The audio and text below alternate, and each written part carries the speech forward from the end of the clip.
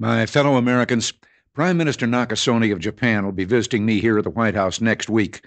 It's an important visit because while I expect to take up our relations with our good friend Japan, which overall remain excellent, recent disagreements between our two countries on the issue of trade will also be high on our agenda. As perhaps you've heard, last week I placed new duties on some Japanese products in response to Japan's inability to enforce their trade agreement with us on electronic devices called semiconductors.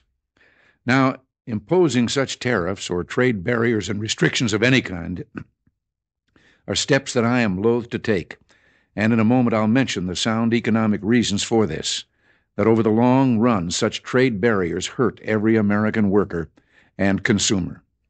But the Japanese semiconductors were a special case.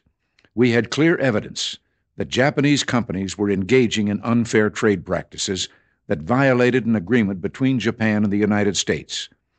We expect our trading partners to live up to their agreements. As I've often said, our commitment to free trade is also a commitment to fair trade.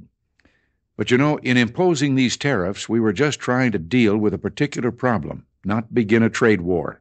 So next week, I'll be giving Prime Minister Nakasone this same message. We want to continue to work cooperatively on trade problems and want very much to lift these trade restrictions as soon as evidence permits. We want to do this because we feel both Japan and the United States have an obligation to promote the prosperity and economic development that only free trade can bring. Now, that message of free trade is one I conveyed to Canada's leaders a few weeks ago, and it was warmly received there.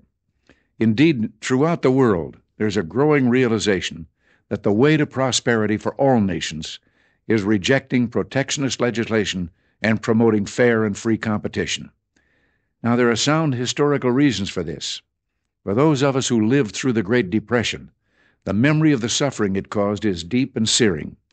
And today, many economic analysts and historians argue that high tariff legislation passed back in that period, called the Smoot-Hawley Tariff, greatly deepened the Depression and prevented economic recovery. You see, at first, when someone says, let's impose tariffs on foreign imports, it looks like they're doing the patriotic thing by protecting American products and jobs. And sometimes for a short while it works, but only for a short time. What eventually occurs is, first, homegrown industries start relying on government protection in the form of high tariffs. They stop competing and stop making the innovative management and technological changes they need to succeed in world markets. And then, while all this is going on, something even worse occurs. High tariffs inevitably lead to retaliation by foreign countries and the triggering of fierce trade wars. The result is more and more tariffs, higher and higher trade barriers, and less competition.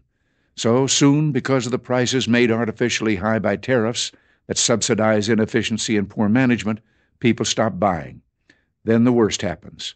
Markets shrink and collapse, businesses and industries shut down, and millions of people lose their jobs. The memory of all this occurring back in the 30s made me determined when I came to Washington to spare the American people the protectionist legislation that destroys prosperity. Now, it hasn't always been easy. There are those in the Congress, just as there were back in the 30s, who want to go for the quick political advantage, who risk America's prosperity for the sake of a short-term appeal to some special interest group, who forget that more than 5 million American jobs are directly tied to the foreign export business, and additional millions are tied to imports. Well, I've never forgotten those jobs, and on trade issues, by and large, we've done well.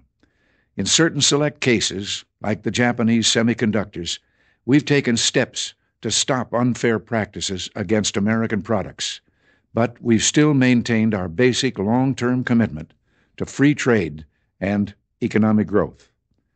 So, with my meeting with Prime Minister Nakasone and the Venice Economic Summit coming up, it's terribly important not to restrict a president's options in such trade dealings with foreign governments.